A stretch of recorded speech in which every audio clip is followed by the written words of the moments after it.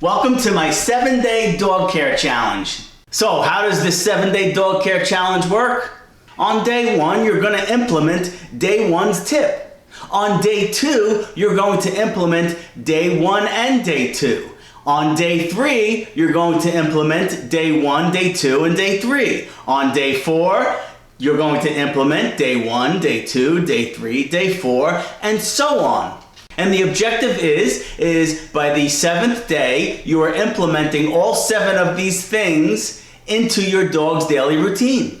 And you will be well on your way to a more well-behaved dog. 7 days to a better behaved dog. And we're starting right now with day 1. My crazy calm formula.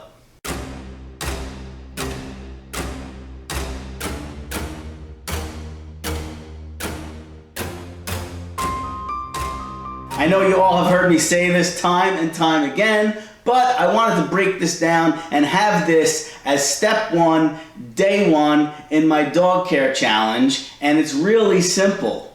Ignore crazy and reward calm.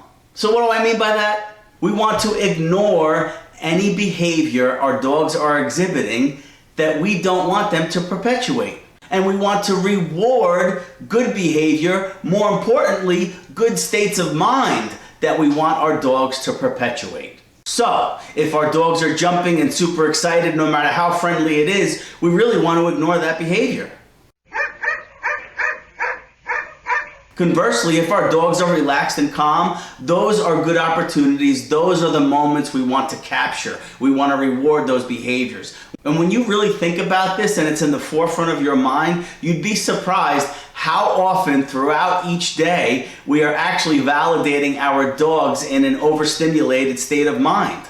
And I start this on day 1 because it's important for us to understand that all day long we could be inadvertently rewarding unwanted behaviors or states of mind. So keep that in mind. Ignore crazy and reward calm. And you do this throughout the day. If your dogs are laying down and relaxed and they're calm, that's when you want to go over to them and pet them and give them love and attention, because that's what you're rewarding. You're rewarding a relaxed dog. And if they get up or they get a little excited or stimulated, just ignore them. Kind of what I call disconnect from that particular interaction for a split second until they calm down again. And then you re-engage and you give them love and attention and physical praise. And the same holds true for leaving or coming home, especially coming home. Our dogs are obviously happy to see us. But do we want our dogs super excited and overstimulated when we walk in the door and they're launching at us? Maybe you do, I don't. Yes, it's great that my dogs are happy to see me, but I don't want them launching themselves at me. I want them to be happy, I want them to be dogs, but I want them to be a little more relaxed. I want them to still be compliant, listen to obedience, and then they get rewarded from me. But I don't acknowledge them if they're overly stimulated or super excited. It's just not the kind of dogs I want. Do everything for a reason, and you've probably heard me say this a million times too.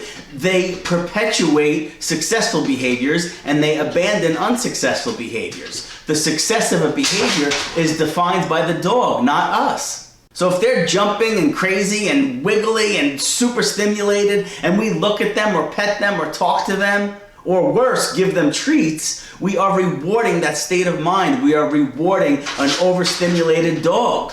And hey, if you want a crazy lunatic dog, that's fine, and don't bother with this particular step. But if you are interested in a more balanced, a calmer dog, a dog that has improved behavior overall, this is step 1. Ignore crazy, reward calm. So step 1, day 1, ignore crazy, reward calm. This is a very important step to improved behavior overall. Now obviously the following 6 days that I'm going to be highlighting are going to be incorporated based on the premise that you're not inadvertently rewarding unwanted behaviors or worse, overstimulated unwanted states of mind. Think holistically, right? Everything we do holistically impacts our dog's behavior. So it's important that we implement this first and very important approach to ignore crazy and reward calm. So that's all for day 1. I will see you tomorrow for day 2 when we review how we're going to walk our dogs. But we're going to be walking our dogs differently. And the whole purpose of that different walk is improved behavior overall. Thanks for stopping by again, and take a peek around if you like what you see and you want to stay up to date on dog training, dog care, dog health, dog nutrition, dog rescue, dog whatever. Consider subscribing to my channel. Click that bell so you get notified when I upload new content. And I'll see you guys tomorrow.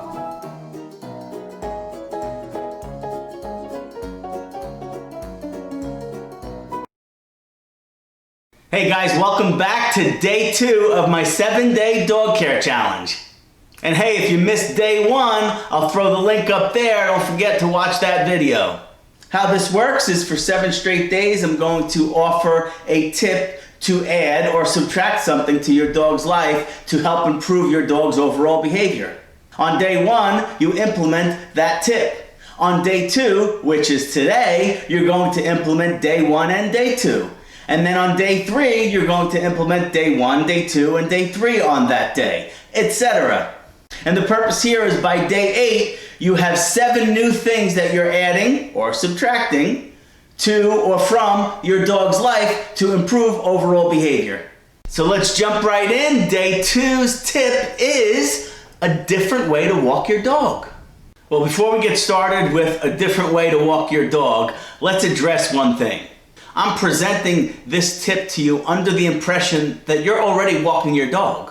So if you want to improve your dog's behavior and improve their quality of life overall, you gotta start walking your dog. And this isn't a video on how to walk your dog, right? I get it. Some dogs, they could be leash pullers, they could be tough to walk, and maybe some people really don't want to take on that task of trying to leash train your dog. But it's essential if you want to improve their behavior and improve their quality of life. So whatever you need to do, get out and start walking your dog. That being said, let's jump into today's tip.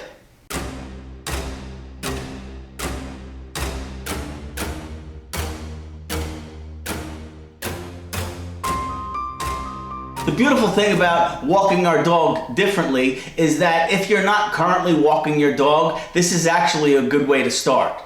And if you're already walking your dog, this is excellent to implement into your dog's daily walking regimen. When I see people walking their dog, I see a few different types of walks going on. There's people who are dragging their dogs because their dogs don't want to walk. There's other people whose dogs are dragging them. And then we have the zigzaggers. Oh, I love seeing them. The dogs are zigging and zagging and the owners are spinning around. It's pretty funny, but when I see it, I'm like, man, they really need to start structuring that walk a little better. Or one of my other favorites is the dog that stops every 10 steps and sniffs around for like 3 or 4 minutes and the owner is just sitting there staring at them. I mean, really, who's walking whom? Again, this video isn't about walking etiquette or how to walk your dog. Obviously, this video is about walking our dogs differently. And what we want to focus on with this walk is it's a structured, deliberately paced walk where we are working our dogs on the walk in a short period of time, short distance, and we're adding obedience to the equation. So yeah, bring some treats. If you have to put a walking collar or some kind of walking tool on your dog to help facilitate this, that's fine, right? But we do want to implement obedience on this walk that we're talking about. So whatever gets you out and walking, that's fine. And you know what? If you're uncomfortable for whatever reason walking in public, go in your backyard. If you have, regardless if you have a small yard or a big yard, you can still do these exercises. You could do it in, like a square pattern if you want, but obviously it's best to get your dog out and about. So this different type of walk, it's all about structure, deliberate pace, and making sure that we are stopping every 20 or 30 steps and making our dogs sit. That's it, just a simple sit. We want to walk slow and deliberate, and if you have to count 20 steps while you're walking, that's fine. You do that every 20 steps, make your dog sit. Offer your dog a reward, and then continue on the walk. So whether you're walking in a straight line or a square or a triangle, it doesn't matter. We want to implement periodic sits on these walks. And if you want to add other obedience like down commands or do, sit down, come, you could certainly do that. There's nothing wrong with that. The more work you give your dog on the walk, the better this particular walk is going to be. And it's going to separate this walk from your other exercise walks or casual strolls for peeing and pooping. The purpose of this walk is to work. We want to dictate the pace of the walk. We want to be deliberate in our approach, and we want to work our dogs. So the bottom line is we implement periodic sits throughout the walk. And yes, mark that good behavior with a treat. Physical or verbal praise is certainly a good idea as well. So if you're walking your dog once a day or twice a day or 4 times a day, keep doing that. Don't eliminate walks. You want to add this controlled, deliberate walk for the purpose of working. And what this does is it gets your dog more focused on you. It stimulates them a little more mentally while you're on the walk. And they understand that, hey, sit is sit. I'm going to look up to mom or dad. I'm going to get a treat. That's going to help with reliability overall as far as your dog's behavior goes. And it may sound simple, I know, but believe me, if you just did this one thing, you'll have a better behaved dog. Maybe not as behaved as we'd like, and that's why I'm doing the 7-day challenge, but even if you just implemented this step, your dog's life and behavior would improve a little bit. Let's take a look. You start walking at a pace that's appropriate for you, that you feel comfortable with, and just stop every so often and make your dog sit. Hold that sit briefly and then continue on the walk. We don't need to say to our dog, okay, come on, let's go. Just go. Our dogs will start keying off of us. They'll start keying off of our pace. And believe it or not, each person has a rhythm to their walk. And your dog will definitely get in line with your rhythm, especially if they're anticipating that they're going to be working on this walk. They're going to want to be focused more on you. And like I always say, repetition creates reliability. The more repetition you do in these types of walks, the more reliably your dog is going to respond to these sits. There's nothing better than having a reliable sit. And I don't just sit. Sometimes I'll let the dog walk out ahead of me and I'll call the dog back to me, give him a come command, the sit, praise, and continue on the walk again. Get the dog working on walks. The walk is not just for the walk. This walk is specifically added to the dog's life for the purpose of working, stimulating the dog's mind, and improving obedience, reliability, and distractions. And again, if you have to bring high-value food treats out there or rewards, that's fine. Do whatever you need to do to put your dog in a position to succeed. A mentally stimulated dog is a more balanced dog. That's all for today. So you got 2 days under your belt now. Day 1, we talked about ignoring crazy and rewarding calm. And today we're adding a structured walk to your dog's life for the purpose of working. Ignore crazy, reward calm, add a working walk to your dog's daily life. And I'll see you guys on day 3 when we talk about what you can do for 1 minute, 3 times a day, that will also contribute to improved behavior and an improved quality of life. And hey, if this is your first time here, take a peek around, check out my other videos. If you like what you see and you want to stay up to date on dog training, dog care, dog rescue, dog health, dog whatever, consider subscribing to my channel. Click that bell so you get notified when I upload new content.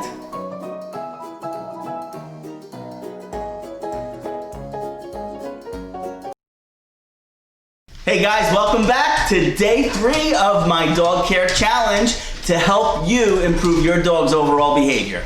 And today, I'm gonna ask for 3 minutes of your time, just 3 minutes to add to your dog's daily regimen.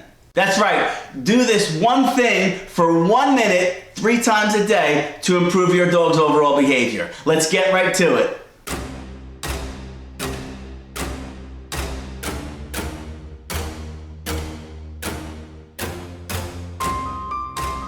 And if you're watching this 7-day dog care challenge for the first time, a brief recap. Day 1, we implement day 1's tip. Day 2, we implement day 1 and day 2's tip. And today, day 3, we're going to be implementing day 1, day 2, and day 3 into our dog's daily routine. And so on for 4, 5, 6, and 7. And by day 8, you have 7 new endeavors that you're going to be implementing into your dog's daily routine to help improve overall behavior. So what is this 1 minute, 3 times a day thing that we're going to be doing? It's really simple. I want you to start implementing 3 training sessions every single day for 1 minute each session. That's it. Real quick hits throughout the day. So maybe a minute in the morning, a minute in the afternoon, and a minute at night. Now keep in mind, I'm offering this tip under the assumption that your dog at least has a foundation in obedience. You know, basic commands, sit down, come, and stay.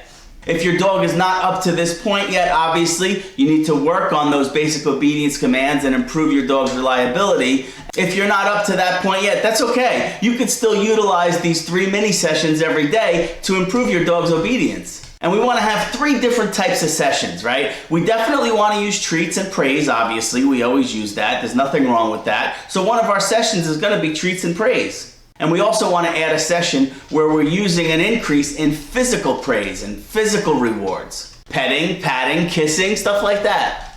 And the third session, we want to have a play session. That's where we're making our dog sit, come, or down, or whatever, and we're tossing a toy or playing tug, something along those lines. When you do these daily mini sessions, you want to make sure that you're putting your dog in a position to succeed, setting your dog up for success. So if that means that you have to do these mini sessions inside where there's no distractions, that's totally fine. Here I'm working with this little rescue dog that gets a little overwhelmed outside.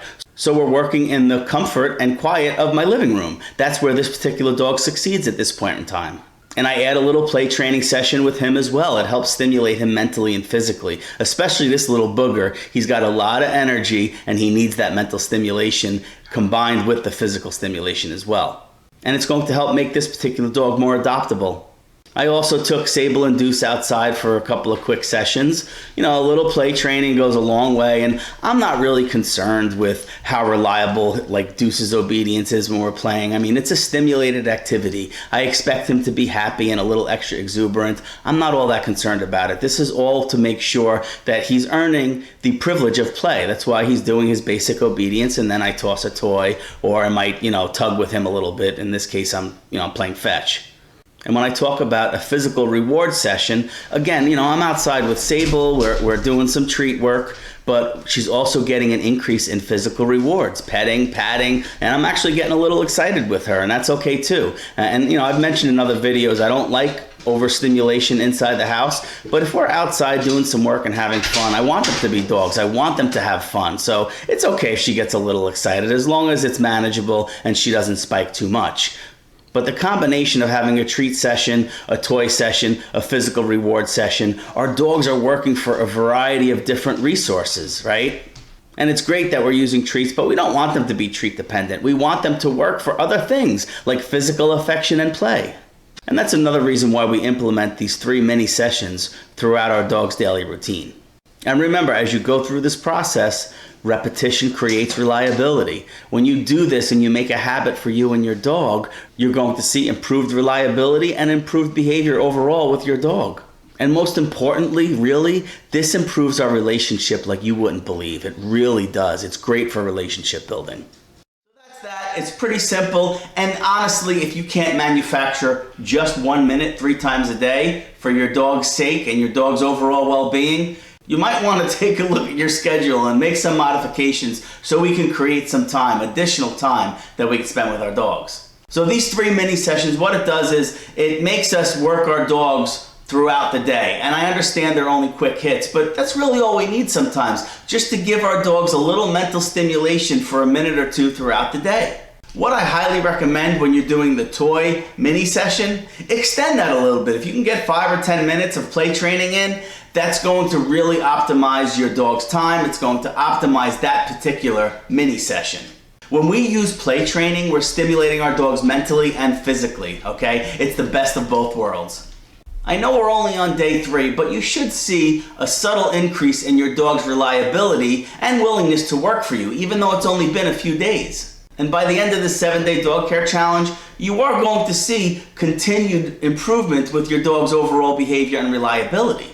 Now let's fast forward. Let's say you're doing this 7-day challenge for a full month or 2 months, right? This does have cumulative effects on behavior and reliability. This isn't just about doing this for 7 days and stopping. I hope you guys know that. The whole purpose here is to implement these things in our dog's daily routine to improve their quality of life, to enrich their lives overall. So that's all. I'll see you guys tomorrow for day 4. And listen, if this is your first time here, take a peek around. If you like what you see and you want to stay up to date on dog training, dog care, dog health, dog nutrition, dog whatever, consider subscribing to my channel. Click that bell so you get notified when I upload new content.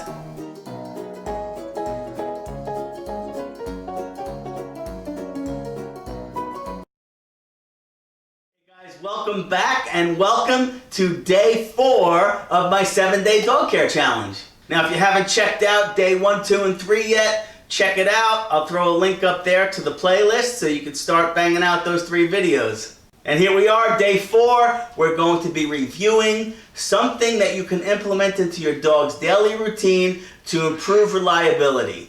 More importantly, what we're going to be implementing is going to help you make dog training and training your dog an all-day, everyday part of your life without any additional effort on your part. No need to set time aside for a training session. This is something that we're going to implement seamlessly into your daily routine for you and your dog to help improve overall reliability and behavior.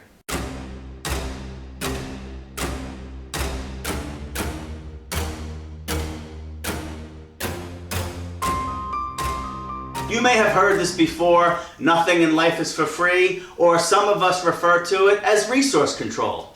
And that's what we're going to be implementing on day 4. We're going to be implementing a resource control protocol in your dog's life. More importantly, in your life. And you probably have heard me refer to resource control in many other videos, but I'll review it again here real quick before we go into some demonstration. Think of a resource as something valuable in your dog's life. Food, treats, affection, playtime, going in and out, toys, getting up on furniture, going out the front door, putting a leash on, whatever. These are all resources. And the control part comes into play by us having our dogs perform obedience to earn these resources. And that's resource control. And the funny thing is that a lot of you are probably already doing this in your dog's daily life and you don't even realize it.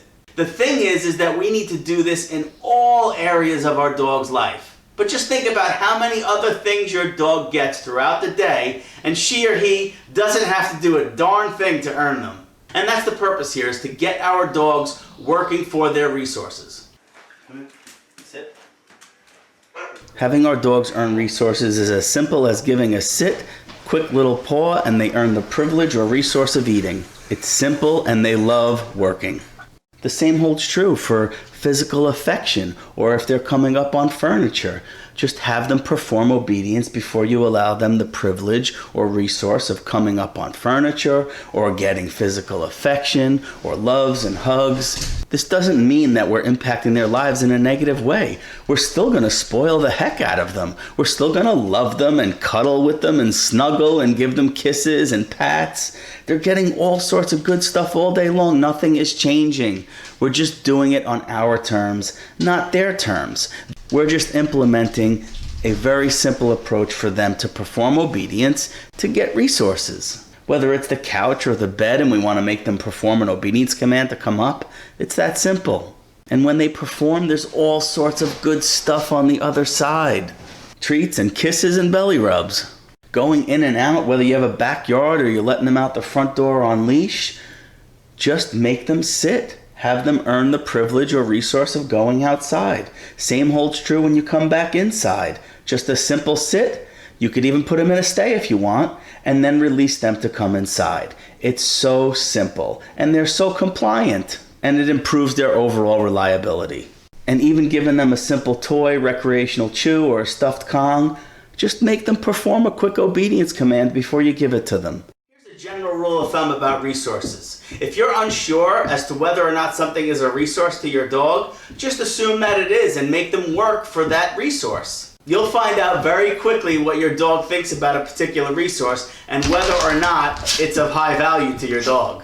And you may be wondering how this makes training an all-day, everyday part of your life. Think about it. If you're implementing resource control, you are making your dogs earn everything all day long. There's no setting time aside for training sessions. We don't have to wake up 5 minutes earlier or go to bed 5 minutes later. We're going to be doing the exact same thing that we've been doing and giving to our dogs all day long. The difference is that they just have to earn it now. Whether it's a simple sit or sit down come, whatever the case may be, they just have to perform a little obedience to earn a resource. And what this does is it gets them in a working frame of mind. They start to anticipate that, oh, okay, mom or dad, they're about to feed me. I know this one. I'm going to sit. And what you'll find is that they start offering obedience commands. And that's a really good place for your dog to be, to start offering commands, to start offering positive behaviors. Right, buddy?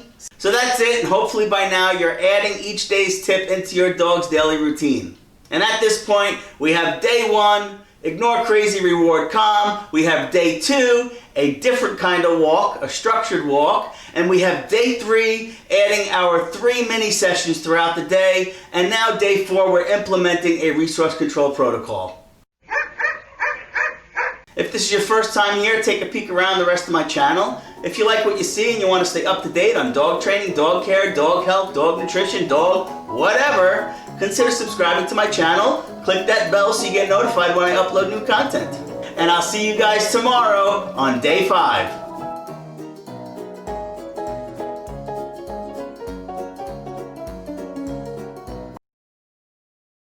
Hey guys, welcome back to my 7-day dog care challenge. And today it's day 5. And you absolutely need to do this to your dog every single day. A daily massage.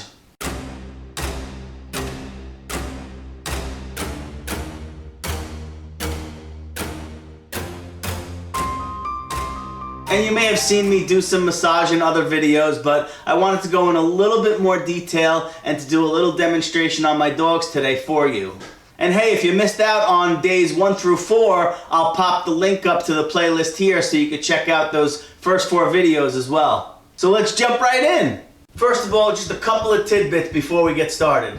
If you have a dog that has severe behavioral issues, particularly anxiety or maybe some form of aggression, you certainly want to be careful when you're entering a physical interaction like this, and you definitely want to start soft and slow with massage, and when in doubt, contact your pet care professional or dog trainer. Sometimes when we do massage and we're using firm pressure on anxious dogs or dogs that maybe have an edge to them, sometimes they can overreact, and we certainly don't want to do that to them, or you don't want to put yourself in that risky situation either. So just keep that in mind before you embark on this little endeavor. That being said, let's jump right in, and my massage formula is pretty simple. It's walk, it's work, and then it's massage. So what I mean by that is, take your dog for a walk or maybe a little run in the yard, provided they are physically capable of physical exertion. We want to drain some of that energy. We want to get their heart rate up. We want to give them a little physical stimulation. And then we want to do a quick little mini obedience session with them, get their mind working as well. This is going to help make them a little more receptive to massage, especially when you first start.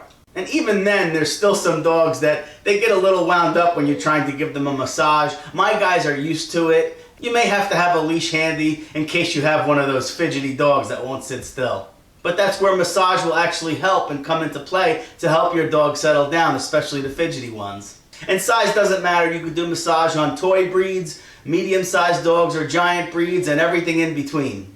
And I'm sure everyone knows the benefits of massage, and you can Google all the benefits of massage and how it helps, humans, because the same generally applies to dogs as well. It's relaxing and it feels good. It helps with tension and anxiety. It can improve circulation, and that improved circulation has a whole slew of positive effects. It can help boost immune function. It can promote more balanced behavior.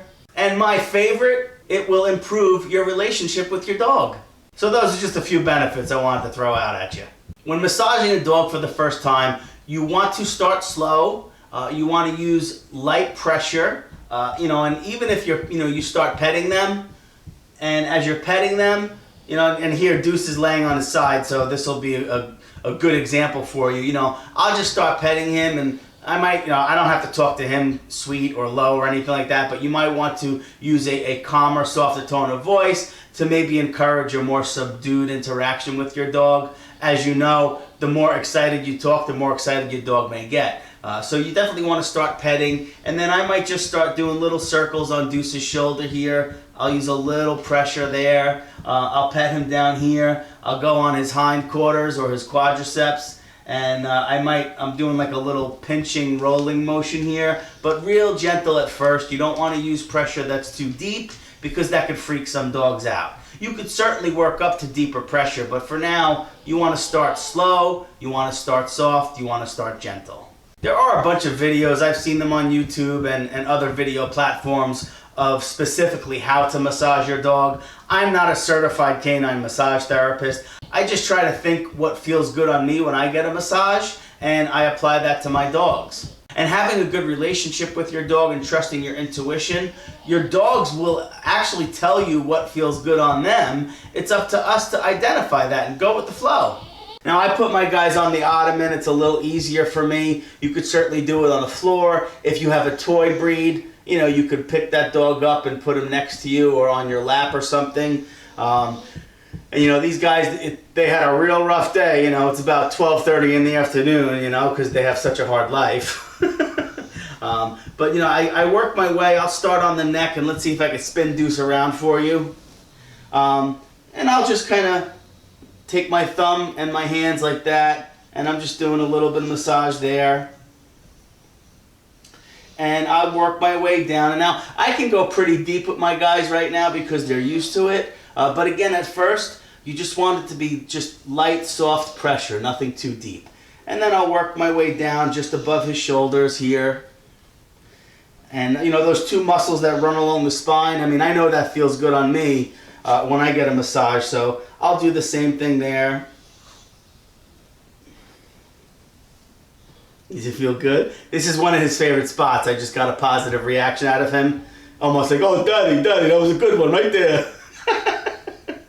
He's so goofy. Is that good, bud? You see, as I got a little more enthusiastic in my tone of voice, he got a little more excited. So that's what I was just alluding to earlier. Good boy. All right, so now he's not cooperating, and your view of me massaging him is blocked, but you get it. But we can also go around to the chest, especially, you know, I have pitties, but not just pit bulls, but a lot of deep-chested dogs. And remember, deep-chested dogs, that's just not a big dog, right? There are, you know, Shih Tzus, French Bulldogs, Boston Terriers. Those are all small dogs, but they're deep-chested dogs. So you could really get a good massage going on their chest muscles.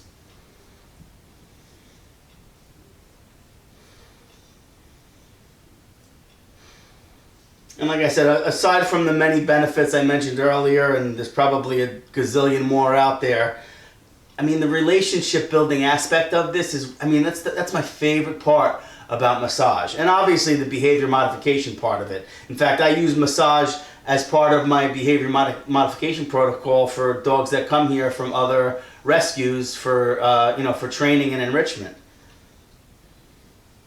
I mean, if you think about it, we're petting our dogs usually all day long, so why not add one of those petting and physical reward sessions into a massage session? It does not impact our time or our schedule in any way. We're just going to be replacing petting with massage. And obviously, if you could set 10-15 minutes aside for a massage after you walk your dog, after you work your dog, that is ideal. But even if you have to squeeze it in and, you know, do a couple of minutes here and there, that's fine too.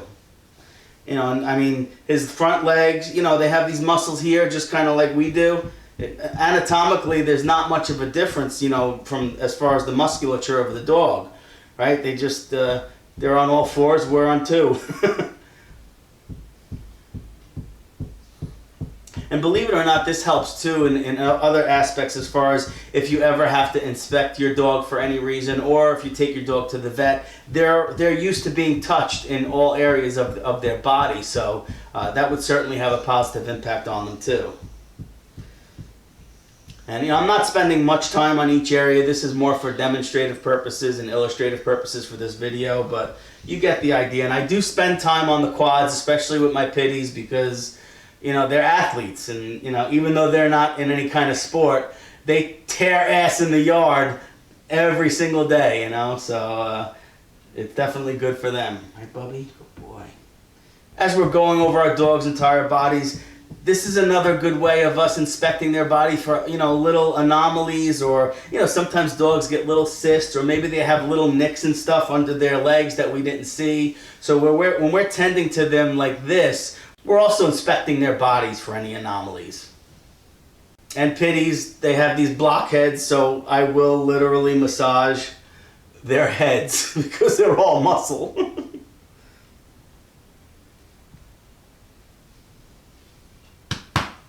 You all done, buddy? Could we give Sable a little massage? Huh? All right, come on, get off. Off, go ahead, off. Get off! Good boy. Sable, your turn. Come on, Sable, up. Come on. Good girl, turn around. There you go. Good girl. And now it's Sable's turn. And if they relax over like that, that's fine. There's nothing wrong with that. Go with it. Let them relax into it. Well, thanks for joining me on day 5, and now we're implementing daily massage into our dog's daily routine. And don't forget to check out the previous 4 videos, and day 6 and 7 are coming up the next 2 days, 8 p.m. Eastern Standard Time. If this is your first time here, take a peek around my channel if you like what you see and you want to stay up to date on dog training, dog care, dog health, dog rescue, dog whatever. Consider subscribing to my channel. Click that bell so you get notified when I upload new content. And I'll see you guys tomorrow on day 6.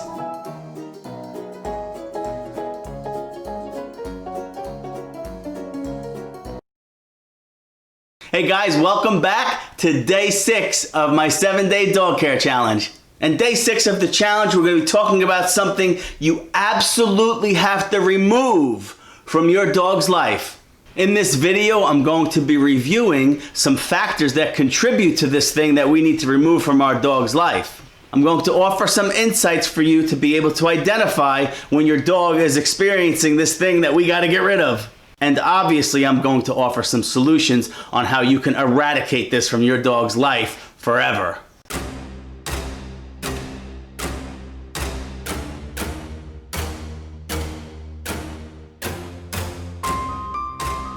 Okay, I know, I get it. You're wondering what the hell I'm talking about, right? All right, I won't make you wait anymore. We need to remove stress from our dog's life. Before I jump into signs of stress, causes of stress, and solutions going forward, I did want to point one thing out. In this video, when I talk about stress, I'm not talking about stressful experiences that occur when you're out on a walk with your dog, or maybe a stressful social situation, or uncontrollable environmental triggers when you're out and about with your dog. That's not what I'm talking about here. For stress like that, it's okay to expose our dogs to that. It's part of training and socialization and behavior modification, and we do need to deal with those types of stresses. In this video, I'm talking about stresses primarily in the home environment. So how can we identify if our dog is stressed or not? As usual, this is a partial list, obviously. You could always do an internet search and come up with other factors that may help us identify if our dog is stressed. Any acute or sudden changes in your dog's behavior, that could be a sign that your dog is stressed. If you notice your dog is starting to pace or shake or act in a very weird or fearful manner on a consistent basis, that could be a sign your dog is stressed. Excessive whining and barking or yawning or licking and even excessive drooling are also other signs your dog may be stressed. Changes in physical condition, maybe something with the eyes, the ears, excessive shedding. Maybe your dog's body posture is unusual. And even changes in bodily functions. These are all potential signs of stress. Does your dog act differently when someone walks into the room? That person could be a trigger of stress for your dog. And yes, loud noises and trucks and buses and all those kind of things, which we really have no control over. Again, we're going to focus here on things we have control over. So what are some of the causes of stress in dogs? The easy one is your dog's basic needs are not being met. Well, here we are on day 6 of my 7-day dog care challenge, so hopefully we're addressing that if it's an issue. How about a change of environment or residence? Have you moved or recently moved, or are you in the process of moving and packing up boxes and there's a lot of stuff going on? Our dogs sense those changes in energy in us because although it could be exciting to move or to change residence, it can also be stressful. So we want to try and make those moments as matter of fact as possible to try to minimize the amount of stress in our dogs' lives. Excess solitude. Hey, listen, everybody works, I get it. Sometimes, we have no choice but to be away from the house for 8 to 10 hours a day, sometimes 12 hours a day. Excess solitude can certainly cause stress in your dog's life. Dogs are social mammals, right? They need to be part of a family unit. And whether you call it a family unit or a pack, I don't care. Dogs are social mammals. They need to be with. So that could be a cause of stress, and you may or may not be able to do anything about that because of your work schedule. And you may not want to add another dog to your lifestyle. But hiring a dog walker, having a family member come over during the day, to break up the monotony and loneliness of your dog's day, that could certainly be a solution. How about intense human relationships or conflict in the household? I know this is a touchy subject and this could be really hard to address, but are you fighting with your significant other all the time? Are you constantly screaming and yelling at your children? Are your children just absolutely crazy? The family dynamic between humans can absolutely cause stress to our dogs. And while this may not be an issue that you can immediately address, it is something that you can probably talk to your significant other or your family members about to say, hey, we need to change how we're acting in front of the dog. We need to change how we act and speak towards each other in the house. And, that might be a really tall order. I get it. But I've seen so many dogs freaked out by conflict among humans in the household. Intense relationships and conflict with other animals in the household certainly can cause stress. And this isn't just dog between dog. It could be dog-cat conflict, dog-bunny-rabbit conflict, whatever. But conflict among animals in the household is absolutely a cause of stress. How about a change in household activity? Maybe you have a couple of young toddlers when they're growing up, or you have toddlers that are getting older and their friends are starting to come over. Or you started hosting a lot of parties at your house and social gatherings. Any kind of change in household activity could be stressful for your dog. I'm not saying you have to stop your social activities at your household, but obviously you're going to need to work on your dog's behavior to make sure that you are minimizing the stress they experience from this increased activity in the household. And I can go on and on. There are a lot of things that cause stress, and I offered a couple of solutions already, and here's a few more that you might want to consider. You could play calming and relaxing music for your dog, and I'll throw a link up there. I have a whole playlist on calming and relaxing music for dogs with nice scenic landscapes, and other videos have pictures of puppies and dogs with easy listening music playing in the background.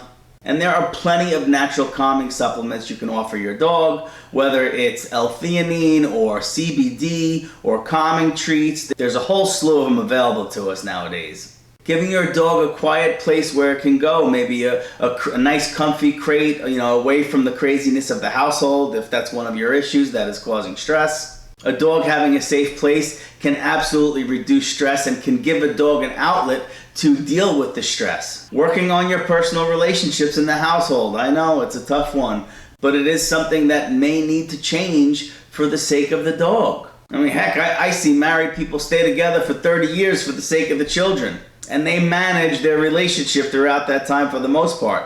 Can't we do that for our dogs for a few years? And who knows, maybe you'll be able to repair some relationships. But that human relationship and conflict in the household, it affects our dogs. It needs to be addressed, however that happens. And their basic needs not being met, obviously.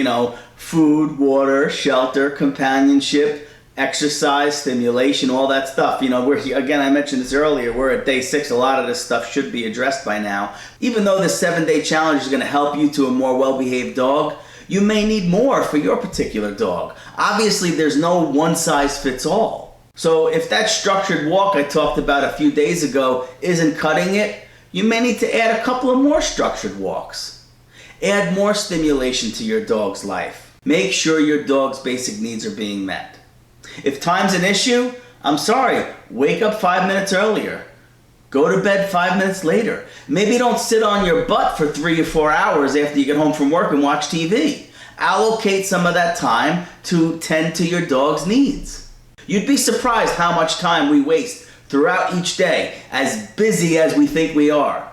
We can always manufacture a little more time to help our dogs. And there are a lot of other things we can do to help minimize or completely eliminate stress from our dog's life. But I'm going to be covering that on day 7's tips, so I don't want to give too much away, but what we're talking about tomorrow on day 7 is certainly going to help you eliminate or at least minimize and reduce the amount of stress in your dog's home life. So we got 6 days in the books. Now, if you missed the previous 5 days, I'll throw the link up there to the playlist. so you can catch up on these videos, and I hope you are implementing them all in your daily routine, and I hope it's going well. And any questions or comments, obviously hit me up on social media. You can drop a comment below as well. I'd be happy to answer any questions. In fact, I got a couple of questions on Facebook and Instagram already.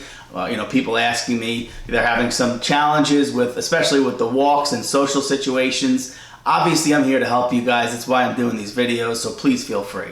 And hey, if this is your first time here, take a peek around my channel. If you like what you see, consider subscribing to my channel. Click that bell so you get notified when I upload new content, and stay up to date on dog training, dog care, dog health, dog nutrition, dog whatever. And I will see you guys tomorrow for day 7, our final day of the 7-day challenge.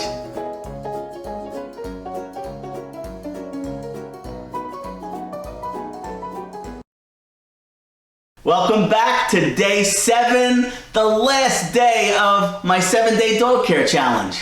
And we're gonna finish off the 7-day dog care challenge by adding this to your dog's daily routine.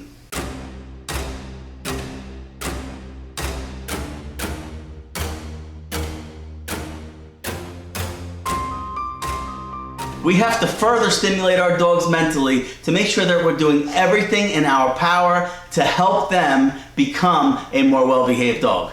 They'll be happier and we'll be happier. And I've done other videos on recreational chews and puzzle games and training games, and that's kind of what we're going to be talking about today, is recreational chew treats or puzzle games or whatever we can do to create a mentally stimulating endeavor for our dogs. Remember, the purpose of the 7-day challenge is for us to implement all these things that I've been talking about the past 7 days into our dog's daily routine. That's really how we're going to maximize these efforts. And giving a recreational chew treat every day or some kind of puzzle toy to satisfy their need to chew or to stimulate their mind, this is going to contribute to a more well-behaved dog. And just keep in mind one little disclaimer or word of caution. Anytime you give your dog a recreational chew or a toy, especially if it's for the first time, or especially if you have a puppy, make sure you're supervising that little session, right? Because it doesn't matter how safe something could be. They're dogs, they're animals, they chomp on stuff, right? We do want to supervise to make sure that that chew session is going smoothly and safely. That being said, let's take a quick run through of some of the more common recreational chews. There are so many products on the market today that can help us satisfy our dog's need to chew and stimulate them mentally on a daily basis. I'm sure you've all seen cow ears. They're one of my favorites, mostly cartilage, a far better alternative than rawhide. Incidentally, don't ever give your dog rawhide. Pig snouts is another option, not as readily available as a cow ear and much more money. And beef tendons, those are another one of my favorites. Relatively inexpensive, easy to get, usually high in abundance and available to us. And trachea, yeah, I know it sounds gross, but my guys, they love trachea, and then you could do a lot with beef trachea. You can give it as is, or what I sometimes like to do is stuff it with some wet dog kibble, put it in the freezer, and that's a nice little chew treat. And toys, don't forget toys. Everybody has heard of Kongs. Those are usually my go-to, whether I stuff treats in there, or I will do the same thing with Kongs as I do with the trachea. I'll soak some dog food, put it in the Kong and freeze it. A lot of people opt to put peanut butter in the Kong. You could certainly do that. And puzzle toys or other toys that you could fill with treats. There's plenty of them on the market today. And you may have to buy a few to see what your dog likes, to see what you like. And if you have a puppy or a dog that's a little more exuberant, you might want to consider giving them their recreational chew sessions inside their crate where it's nice and cozy and they're comfortable. There's nothing wrong with a recreational chew session in the crate. Raw meaty bones are my favorite. I'm a huge proponent of raw feeding, but even if you don't feed raw meaty knuckle bones are a great recreational chew. And here's Deuce waiting to get one of his favorite treats, a tripe twist. Another one of my favorites. It doesn't last that long, but it's a great recreational chew for them to chomp on for a couple of minutes. And remember, before we give them a recreational chew session, what do they have to do? Come on, I'm not giving it away. What do they have to do? That's right, they have to earn the privilege of this resource, right? So Sable has to perform, even if it's just a simple sit. They have to work. If they don't do something, they don't get it. Good girl. She's being very good for you guys. There you go. Good girl. Good job. Good girl.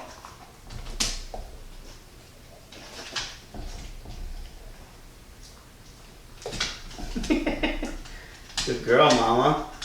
Yes, kid.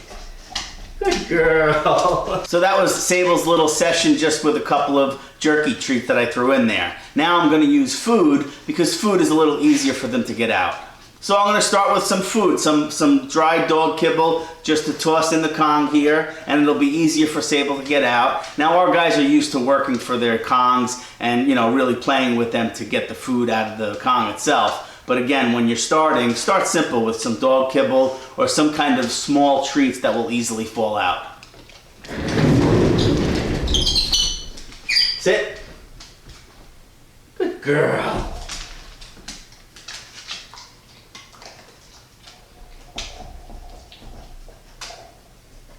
Remember, the whole purpose of us giving them recreational chews or some kind of puzzle toy or some other training game is to help stimulate their mind. You know, in this next clip, I'm just going to put some kibble on the floor. I'm going to space them out. I'm going to put Sable in a sit-stay. And when she's settled, I'll release her. And then she has to go get each individual kibble, just a little tiny kibble. Right? It's these little games and these little mental stimulation things throughout the day that really help take a lot of the edge off and certainly contribute to a more well-behaved dog. Come here. Come on. Sit. Stay. Stay. And I'm going to space them out a little bit. I might toss a couple in different directions.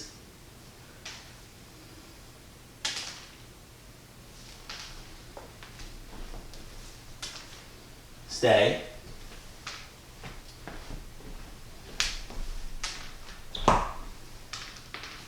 And you don't have to use just kibble. You know, you could use a lot more high value food rewards and treats like jerky or something like that. But you know, Sable's good and she's cooperating, so she'll work even just for these little bits of kibble.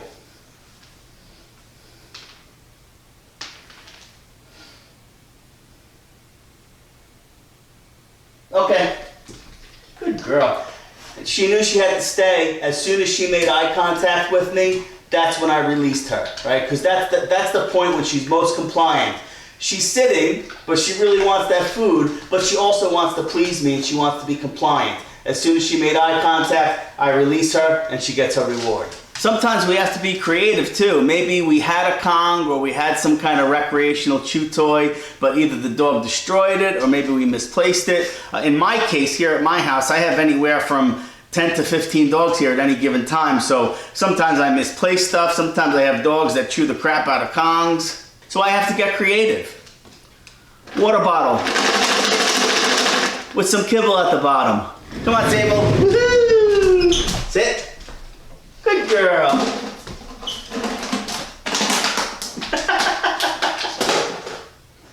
Good girl. And she'll work it, you know, she'll work with the bottle and treats just kind of spit right out of the top of the bottle. Good girl. So there's nothing wrong with getting creative to do whatever we can to stimulate our dog's mind on a daily basis.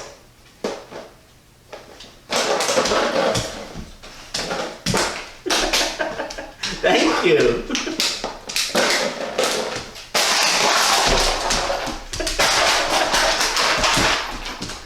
Out.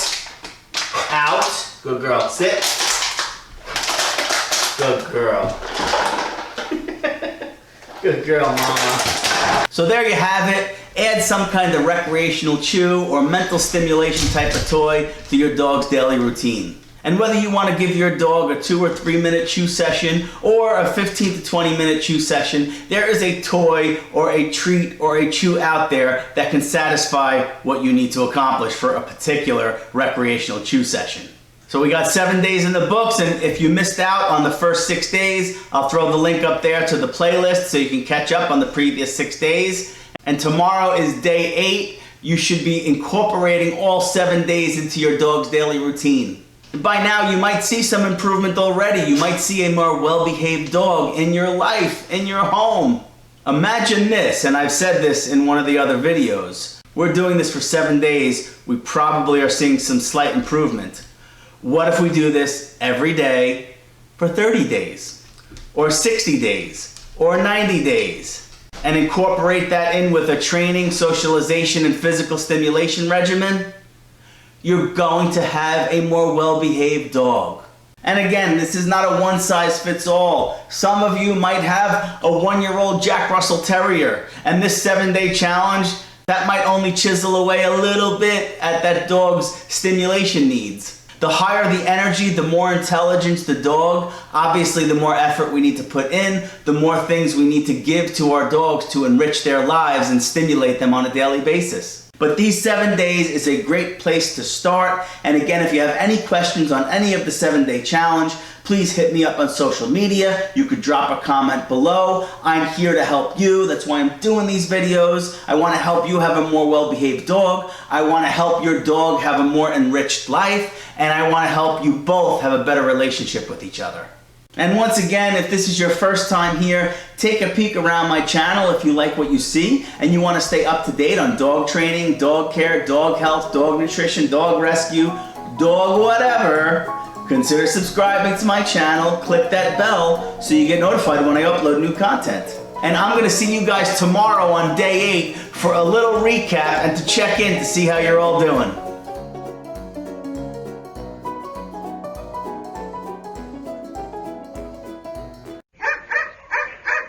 Hey guys, welcome to the recap of my 7-day dog care challenge. I hope you're all finding the 7-day challenge useful and you're actually implementing it into your dog's daily routine. Before we go into a quick review, I just wanted to remind you that this 7-day dog care challenge, it's just a starting point for you. And yes, this 7-day challenge is absolutely going to help you have a more well-behaved dog. But here's the secret. Here is my hidden agenda. This 7-day dog care challenge wasn't for your dog. This 7-day dog care challenge was for you. And yes, obviously it's for your dog. Your dog is going to benefit from this because dogs are creatures of habit. But guess what? So are we.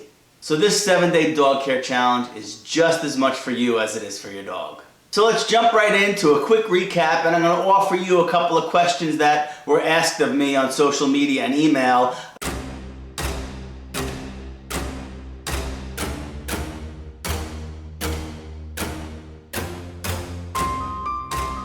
Day 1, my crazy to calm formula. And yes, it was simple, but I did get a couple of questions. People were asking me, well, what if they need to correct their dog, or what if they need to intervene if their dog is doing something wrong or is somewhere it shouldn't be? Obviously, if you have to intervene and redirect your dog away from a bad behavior onto a good behavior, that's fine. And I'm not going to get into corrections because that's a whole nother video. I certainly wouldn't give a quick 30-second description on how to correct a dog. But yes, if you need to intervene in something your dog is doing, absolutely. We're not going to ignore it, especially if our dog is ingesting something or chewing on something that's potentially hazardous. Generally speaking, we want to ignore elevated states of mind, over-exuberance, excitement, stuff like that, and we want to reward our dogs when we're calm. And the purpose is most people have this uncanny ability to inadvertently reward unwanted behaviors. And day 2, a different kind of walk. I did get one inquiry on Instagram from a friend of mine. She was having some issues with her puppy. I think he's like 7 or 8 months old. She was trying to do the deliberate, controlled, structured walk, but I think they were out and about somewhere and the puppy was just so preoccupied. And I had to remind her that you need to start somewhere where distractions are low, especially with a puppy or a young adult. They get so easily distracted. So you want to start somewhere where the distractions are low, maybe in your backyard, your front yard, just up and down your street initially. And bring high-value food rewards to make sure you maintain your dog's interest in you. Day 3, our 3 mini sessions throughout the day. Obviously, I refer to them as do this 1 minute 3 times a day. Obviously, you can have longer sessions if time permits, but the purpose here is to get your dog working at all points throughout the day, in the morning, afternoon, and at night. More importantly, it's getting you in the habit of working your dogs a few times a day. And one comment I got on Facebook Messenger, the dog was struggling with basic obedience, and I did mention once before that if your dog doesn't know obedience, it's going to be difficult to do 1-minute sessions if your dog doesn't know anything. So yeah, you do have to make sure your dog knows at least sit and come. If your dog knows sit and come, you have 2 obedience commands that you could do 1 minute 3 times a day. And when you do your play session, that's the one you can go a little longer, right? Because then you're stimulating your dog mentally and physically at the same time. You're killing 2 birds with 1 stone, and you're really optimizing the efficacy of that session. And day 4, we talked about implementing a resource control protocol. Some of you may have heard it referred to as nothing in life is for free. And that's where our dogs have to earn something to get something. If they don't do something, they don't get something. Food, treats, affection, playtime, going in and out, whatever. If they don't do something, they don't get something. And what that does is that makes training an all-day, everyday part of life, right? We don't have to set time aside because training is just built into how we interact with our dogs. You'll be more inclined to make your dog work, and your dog will be more inclined to work for you and a lot more eager to want to work for you and her or his resources. Day 5, we're adding daily massage to your dog's life. And that is a great way to help with any kind of anxiety or help calm your dog down. And most importantly, it improves and solidifies your relationship with you and your dog. And day 6, we talked about eliminating stress from your dog's life. Now, I realize eliminating stress is impossible, but I did point out I was talking about stress that we have control over. You know, things inside the household that cause stress in the household among family members and pets. We can't completely eradicate stress, I get that. The objective is to minimize stress and, more importantly, giving you some tools to be able to identify if your dog is off a little bit and maybe experiencing some stress in the household. We can't avoid stress in our dog's life, it's part of it, you know, and I did get one inquiry about reducing stress, and that was the loss of a loved one. And I think I mentioned it in the video. You know, we were talking about changing and reducing stress, you know, with things that we have control over. We have no control over if one of our pets dies or a family member moves out or a new one moves in. Like, those things we really have no control over. That's kind of why I didn't cover it. But just an FYI, if you're watching this video, you know, if your dog lost one of its pack mates or family, 4-legged family members, yeah, certainly, you know, they grieve like we do. So that is a stress that we would need to address. But for the purpose of the 7-day challenge, that wasn't one of the stressful experiences I was talking about. And day 7, we talked about adding stimulation in the form of recreational chews, fun training games, recreational treats, toys, stuff like that. Right? And that really is just the icing on the cake as we go through the 7-day challenge. Let's just say you go through all this stuff throughout the day, and then maybe later on at the day you give your dog a nice recreational chew. It's an excellent way to top off the day and make sure that we're doing everything in our power to help our dogs become as well behaved as they can, and more importantly, to enrich their lives. So I hope everyone enjoyed the 7-day challenge. And remember, if you're going through this challenge and you're having some issues, questions, or challenges, hit me up on social media, email me, you know, drop a comment below. I'm here to help. And remember, this 7-day challenge doesn't stop on day 7. The whole purpose is to create a new regimen in your dog's daily routine for the foreseeable future.